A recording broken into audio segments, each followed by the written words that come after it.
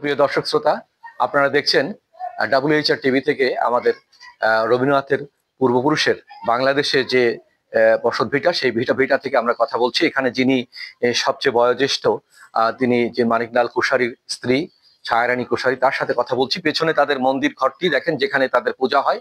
তারা কিন্তু একেশ্বরবাদী বলে এখানে কোনো মূর্তি নেই, তারা এখানে ঈশ্বরকেই পূজা করেন তারা। তো এখানে তিনি যে ঘরটিতে বসবাস করেন, ঘরটির করুণ দশা আমরা দেখাচ্ছিলাম, যে এখানে এতকাল আমরা দেখাচ্ছি, এত এত আবেদন নিবেদন করছি যে এই ঘরটিকে সংস্কার করে একটু ছাদ দিতে পারলে তাদের যে দুর্দশাটা লাঘব হতো। এবং এই কাকিমা সেটা আফসোস করে বলছেন যে বৃষ্টি হলে এখানে তোষক গুছিয়ে তাদেরকে সারা রাত জেগে বসে থাকতে হয় পানি ঠেকানোর জন্য।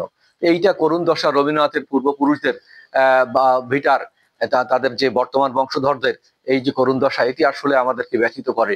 এটি কোনোভাবেই আমরা মেনে নিতে পারি না।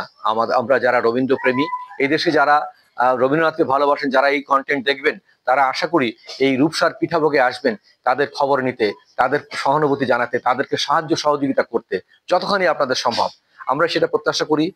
কাকিমা আমাকে সেই বা অনুরোধই করছেন, এবং সরকারের কাছেও তাদের এটা একটা, আমি মনে করি, অধিকার।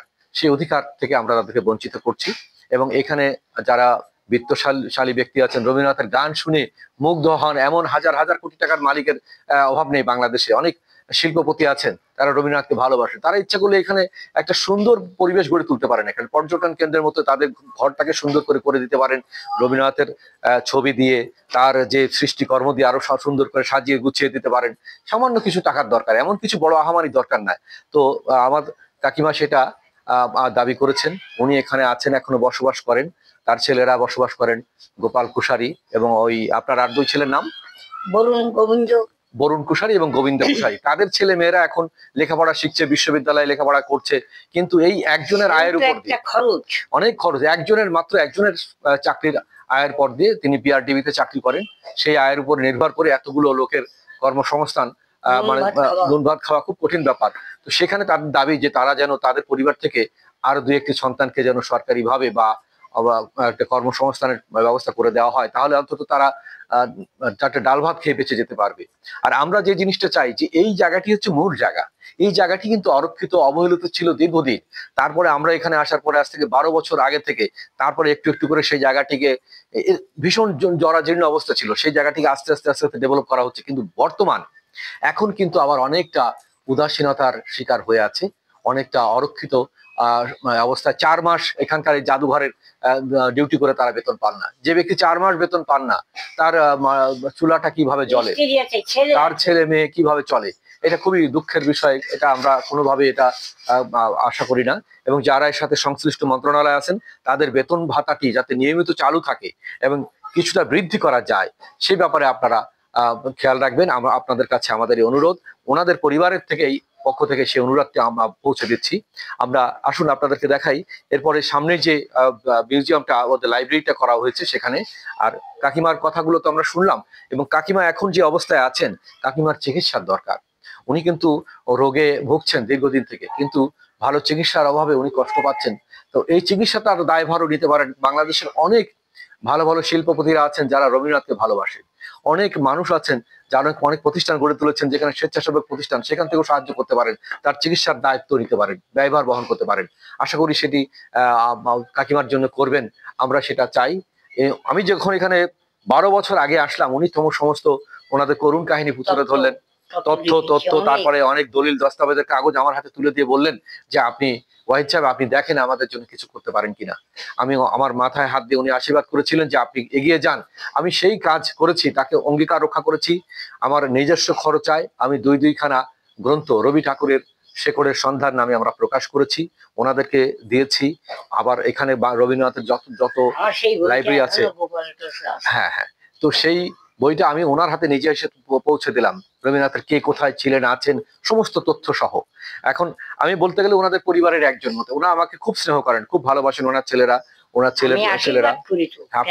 আপনি এখন আরেকটু আশীর্বাদ করে দেন। আপনার আশীর্বাদটা আমার কাছে শিরোধার্য। এই জিনিসটা আমাদের নতুন প্রজন্মকে জানাতে হবে, যারা বয়োজ্যেষ্ঠ যারা মুরব্বী, তাদের ভালোবাসা নাও, তাদের আশীর্বাদ নাও। হ্যাঁ, তো আপনি আছেন, তো আপনাকে যে দেখে কত আনন্দ পাই। আমি গতকালকে জিজ্ঞাসা করেছি আপনার ছেলেকে মোবাইল দিয়ে যে কাকিমা কেমন আছে, কাকিমার শরীরটা কেমন। আগে প্রথমে এটা জিজ্ঞেস খবর নিয়েছি, তো উনি বলেছেন যে মা একটু অসুস্থ আছেন, তা আপনি আসেন, দেখে যান। এই জন্য আমি চলে আসছি। আমি একটু আপনাদের ওখানে দেখবো, দোয়া করবেন, দোয়া করবেন, দোয়া করবেন। আমি আমি আমি যতদিন আপনাদের সেবা করতে পারবো নিজেকে ধন্য মনে করব। আল্লাহকে আর ভগবানকে তর্কখানে বাতাইছিল, দেখ একজন সৃষ্টিকর্তা। হ্যাঁ, ঠিক। হযরত মুহাম্মদ নাইনের ইতিহাস আমি পাইছি, নবীজির কথায় কোরআন, আমাদের মুনি ঋষিরা মহাভারত, রামায়ণ, মনসা পুজো হতো না, এখন তাও হয়। মুসলমানরা দুধ কোরআনে দেয়। এটা ধর্মটা যার যার অন্তরের বিশ্বাস। এখন ধর্ম নিয়ে তো বাড়াবাড়ি করা নিষেধ। আমার ছোট মেয়েকে দেখেছেন কিনা, উঁচু লম্বা, খুব বাগেরহাট কচুয়া কলেজের প্রফেসরের সাথে দিয়েছে, সেও আমার সাহায্য করে। আচ্ছা আচ্ছা। তা ওই মেয়ে খিচুড়ি গোপাল 13,000 খুলনা বাগেরহাট খরচ করে জামাই গেছে, বাবারে নিয়ে তীর্থ, যত টাকা লাগে খরচ করেন, আমি আছি দিচ্ছি, ঠিক আছে। আর রান্নায় অমুকের ধারে যান, তাই গোপাল যায়, মান সম্মানের ব্যাপার না, এক ধামান।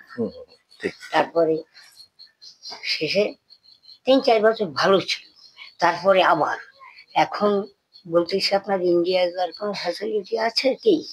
তাহলে হ্যাঁ, আমার 2 মেয়েরও পাসপোর্ট, আর্জেন্ট ভিসা করে বেরোই যাবো। তা এখন মেয়ে ভালো আছে, মেয়ে কিন্তু এমএ পাস করাইছে জামাই, ডিগ্রি। অনেক অনেক সৌভাগ্য। এই যে পারিবারিক ইতিহাস, মেয়েকে চাকরি যেতে দেবে না, বলে কি মেয়ে দুটো মানুষ করতে হবে। আচ্ছা, গোল্ডেন পাইছে ছোটটা কৃষি কলেজে বাগেরহাট, আর বড়টা খুলনা বিশ্ববিদ্যালয়ে। ওনার মেয়ের মেয়ে অর্থাৎ ওনার নাতনি, তারা এখন খুলনা বিশ্ববিদ্যালয়ে লেখাপড়া করছে। অথচ আজকে আমরা এই যে জায়গাটি, যে পরিবারের অবদানে বিশ্ব সাহিত্য সমৃদ্ধ, সেই রবীন্দ্রনাথ নিজে বলেছিলেন যে পিঠাভোগে যাব আমি, কত দূর। উনি যখন খুলনায় আসছিলেন, পিঠাভোগে আসার জন্য রবীন্দ্রনাথের মনটা ব্যাকুল ছিল, কিন্তু হয়তো তখন পরিবহন ব্যবস্থা ভালো ছিল না, ঘূর্ণিঝড় ছিল এবং খুব দুর্যোগপূর্ণ আবহাওয়া থাকার কারণে উনি সেবার আসতে পারেননি। তো যাই হোক, আমরা সেই ভিটাতে আছি। এখানে রবীন্দ্রনাথের যদি কেউ থেকে থাকেন, এখানেই হচ্ছে বাংলাদেশের প্রথম তাদের কি বলা যায় নিবাস গড়ে তোলেন, এখানে আবাস এই ভৈরবের পাড়েই।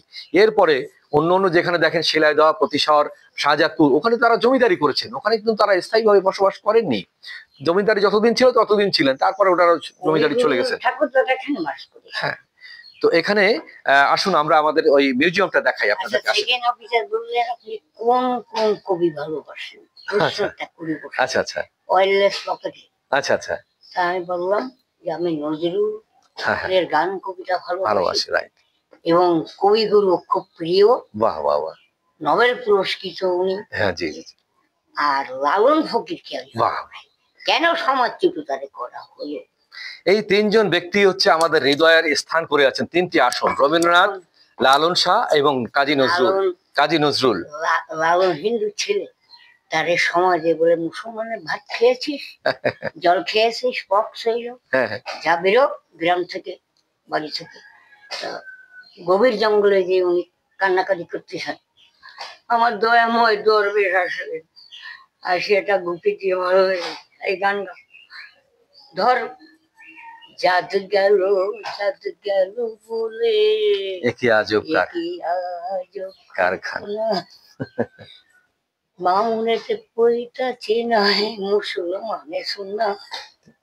আরে বাবা, লালন ফকিরের গান শব্দেও হতো, এর ভিতর ধরে রাখতে ইচ্ছে করে। ওই যে আশীর্বাদ, ওই যে মনি ঋষিদের আশীর্বাদ পেয়েছেন, বর পেয়েছেন তিনি, আপনি আমাকে বর দিলেন, এই বরটা তো আমার অনেক অনেক দাম। আমি কিছুই দিতে পারিনি এর তুলনায়, বরং আপনি আমাকে দিয়ে কৃতজ্ঞতা পাশে আবদ্ধ করলেন, ঋণী করলেন। আমরা সামনে এগিয়ে যাই, আসুন কথা বলি। ধন্যবাদ, পরবর্তী কন্টেন্টে চলে আসুন।